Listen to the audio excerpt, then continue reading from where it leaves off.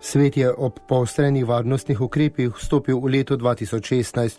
Želja po miru 1. januarja še posebej odmeva tudi v katoliški cerkvi, ko na praznik Marije Matere Božje obhajamo svetovni dan miru, tokrat na temo Premagaj brezbrižnost in osvoji mir. O tem je papež Frančišek spregovoril pri maši v Vatikanski baziliki in nato pred opoldansko molitvijo angelovega češčenja z okna Apostolske palače. Sveti oče je dejal, da z opazovanjem geopolitičnega položaja gotovo ne moremo priti do pravega pomena polnosti časov. Potrebna je torej drugačna razlaga, ki približa dejstvo, da se polnost časov začne pri Bogu. O Jezusovem prihodu na svet ni odločala zgodovina, temveč je z njegovim rojstvom svet prišel do polnosti časov in so se v Jezusu dopolnile starodavne obljube. Po njegovi zaslugi lahko tako tudi naš čas najde svojo polnost.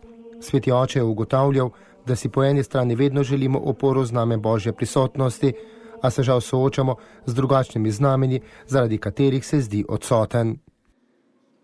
Siamo chiamati tutti ad immergerci in questo oceano, a lasciarci rigenerare per vincere l'indifferenza che impedisce la solidarietà e uscire dalla falsa neutralità che ostacola la condivisione. La grazia di Cristo che porta a compimento. Vsi smo poklicani potopiti se v ta ocean, pustiti se preroditi, da bi premagali brezbrižnost, ki onemogoča solidarnost in išli iz lažne nepristranskosti, ki preprečuje podelitev dobrin. Kristusova milost, ki je izpolnila pričakovanje po zveličanju, nas spodbuja, da postanemo njegovi sodelavci pri izgradnji bolj pravičnega in bratskega sveta, kjer bo lahko vsaka oseba in vsaka stvaritev živela v miru v sozvočju izvirnega Božjega stvarstva, je dejal papež Frančišek. Z okna Apostolske palače pa je nato nagovoril vernike zbrane na trgu svetega Petra. Poudaril je, da mir osvoji tisti, ki odpre srce bližnjemu. La pace che Dio Padre desidera seminare nel mondo deve essere coltivata da noi.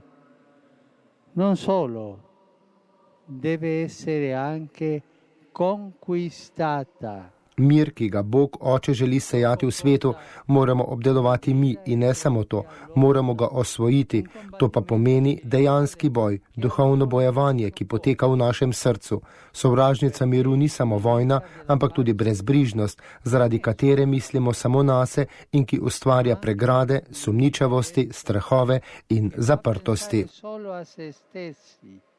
E crea barrieri, sospetti, paure e chiusure.